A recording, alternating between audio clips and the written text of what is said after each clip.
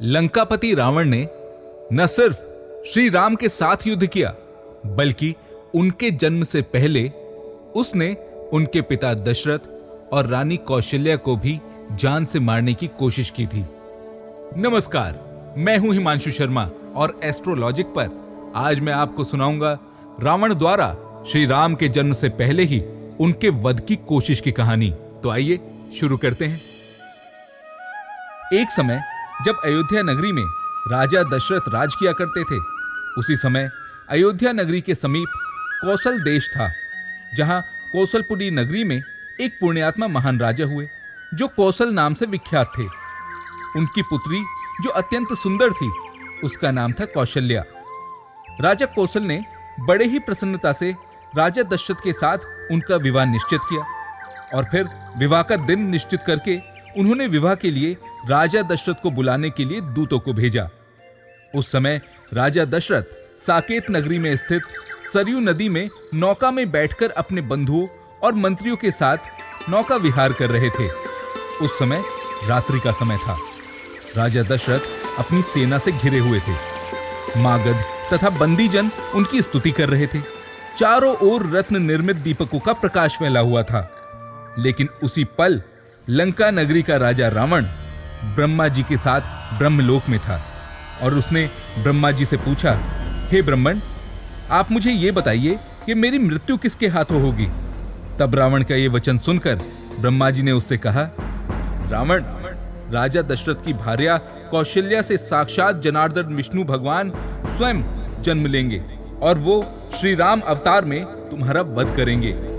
हे रावण, राजा कौशल ने ब्राह्मणों से पूछकर आज से ठीक 5वें दिन राजा दशरथ के साथ अपनी पुत्री कौशल्या का विवाह निश्चित भी कर दिया है।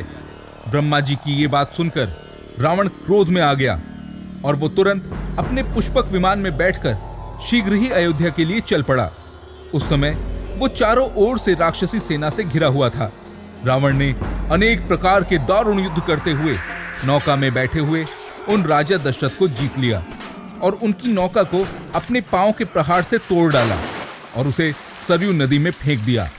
उस समय सरयू नदी के निर्मल जल में डूबकर अन्य सभी तो मृत्यु को प्राप्त हो गए, लेकिन राजा दशरथ और उनका मंत्री सुमंत्र ये दोनों किसी प्रकार नाव के टुकड़े में बैठकर नदी के प्रवाह में बहते हुए धीरे धीरे गंगा नदी में जा पहुंचे। फिर वहां से वे दोनों देव योग से जीवित रहते हुए समुद्र में पहुंच गए। इधर दशानन रावण राजा दशरथ को मृत मानकर राक्षस राज रावण कौशलपुरी में गया और वहां भयंकर युद्ध करके उसने राजा कौशल को जीत लिया और उनकी पुत्री कौशल्या का हरण कर लिया। तब वो अत्यंत प्रसन्न होता हुआ आकाश मार्ग से लंका की ओर चल दिया। आकाश मार्ग में जाते हुए उसने लवण सागर में निवास करने वाले तिमिंगल नाम के एक मत्स्य यानी पुरुष मछली को देखा। उस समय उसके मन में विचार आया कि सभी देवतागण मेरे शत्रु हैं। वे निश्चित ही छल पूर्वक लंका में स्थित इस कौशल्या का हरण कर लेंगे और फिर अगर इसने राम को जन्म दे दिया तो मेरा अंत हो जाएगा। अतः ऐसा ना हो सके, इसलिए मैं इस कौशल्या को इस तिमिंगल मत्स्य को धरोहर के रूप में सौंप देता हूं। ऐसा मन में निश्चय करके रावण ने कौशल्या को एक पेटी के अंदर छुपा दिया और उस पेटिका को तिमिंगल को सौंपकर अत्यंत प्रसन्न मन वाला वो रावण लंका की ओर चल पड़ा। इधर ये तिमिंगल मत्स्य उस पेटी को मुख से पकड़कर सुखपूर्वक समुद्र में विचरण करने लगा। तभी उसने देखा कि उसके सामने से उसका शत्रु आ रहा है और वो उसे युद्ध के लिए ललकार रहा है। तब तिमिंगल ने पास के ही एक द्वीप पर उस पेटिका को रख दिया और अपने शत्रु के साथ युद्ध करने चला गया। इसी बीच में वहां वो नौका का टुकड़ा भी आ पहुंचा जिसमें राजा दशरथ और उनका मंत्री सुमंत्र बैठे हुए थे। तब वे दोनों नौका के टुकड़े से उस द्वीप में चढ़ गए। वहां उन्होंने उस पेटिका को देखा और जब उसे खोला तो वे दोनों उसके अंदर कौशल्या को देखकर अत्यंत आश्चर्यचकित हो गए और फिर जब उन्होंने आपस में वार्तालाप किया तो उन्हें एक दूसरे के बारे में पूरी जानकारी मिली।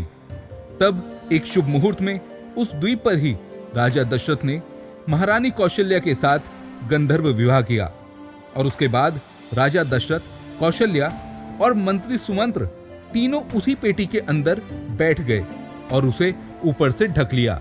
इसी बीच वो तिमिंगल मत्स्य अपने शत्रु पर विजय प्राप्त कर उस पेटी के पास आया और उसने उस पेटी को पुनः मुख से पकड़ लिया और फिर समुद्र में विचरण करने लगा। इधर अपने महल में जब रावण पहुंचा तो उसने पुनः ब्रह्मा जी को अपनी सभा में आमंत्रित किया और हंसते हुए उनसे कहने लगा, हे ब्रह्मण, मुझ रावण ने आपके वचन को झूठा कर डाला है। मैंने दशरथ को जल में डुबोकर मार डाला और कौशल्या को एक गुप्त स्थान पर छिपा दिया है।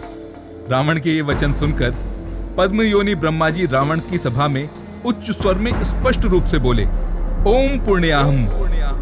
तब घबराकर रावण ने उनसे कहा, यह आपने क्या कहा है? तब ब्रह्मा जी बोले, राजा दशरथ का विवाह हो गया है। यह सुनकर रावण को बड़ा आश्चर्य हुआ। उसने तुरंत ही अपने दूतों को उस तिमिंगल मत्स्य के पास भेजा और उससे उस पेटिका को मंगाया जिसमें उसने कौशल्या को छिपाया था। फिर वो पेटिका जब उसकी राज्यसभा में पहुंची और ब्रह्मा जी को दिखाने के लिए उसने उसे खोला तो उस पेटी के अंदर राजा दशरथ, कौशल्या और सुमंत्र थे, जिन्हें देखकर वो अत्यंत आश्चर्यचकित हो उठा और ये देखकर उसे इतना क्रोध आया कि उन तीनों को मारने के लिए उसने तभी तलवार अपने हाथ में उठा ली। ये देख ब्रह्मा जी ने रावण से कहा, अरे दशानन रावण, तुम क्या कर रहे हो? ऐसा साहस मत करो। तुमने तो पूर्व समय में एक कौशल्या को ही पेटी में बंद किया था, किंतु ये 1 से 3 हो गए हैं। वैसे ही अभी समय थम जाएगा और ये इन 3 से करोड़ों हो जाएंगे। श्री राम आज ही जन्म ले लेंगे और आज ही तुम्हारा वध भी हो जाएगा। अतः हे दशानन, आयु शेष रहते हुए तुम इस प्रकार का साहस मत करो। जो होना है वो तो होकर ही रहेगा। तुम अभी कुछ मत करो और इन तीनों को दूतों द्वारा अयोध्या भेजकर सुखी हो जाओ। मेरी बात झूठी नहीं होगी, ये तुम निश्चित रूप से जान लो। जैसा भविष्य में होना है वो तो होकर ही रहेगा। कर्म की गति बहुत गहन होती है। ब्रह्मा जी के मुख से ये बात सुनकर रावण को कुछ समझ आई। उसने अपने दूतों द्वारा उस पेटिका को अयोध्या भिजवा दिया। उस पेटिका के अयोध्या पहुंचते ही राजा दशरथ को वापस देख अयोध्या वासियों और कौशल देश के राजा को बड़ी प्रसन्नता हुई। तब कौशलाधिपति ने बहुत बड़े समारोह के साथ फिर से महाराज दशरथ और रानी कौशल्या का विवाह संपन्न किया और अपना राज्य प्रीति पूर्वक अपने दामाद राजा दशरथ को सौंप दिया। तब से कौशल देश के राजा भी सूर्यवंशी कहलाने लगे। मैं हूं हिमांशु शर्मा और एस्ट्रोलॉजिक पर आप सुन रहे थे रावण द्वारा श्री राम को जन्म से पहले ही खत्म करने की कोशिश की कहानी। ऐसी और कहानियों के लिए जुड़े रहें एस्ट्रोलॉजिक के साथ फेसबुक, इंस्टाग्राम, यूट्यूब और ट्विटर पर। और अधिक जानकारी के लिए theastrologic.com पर संपर्क करें। धन्यवाद।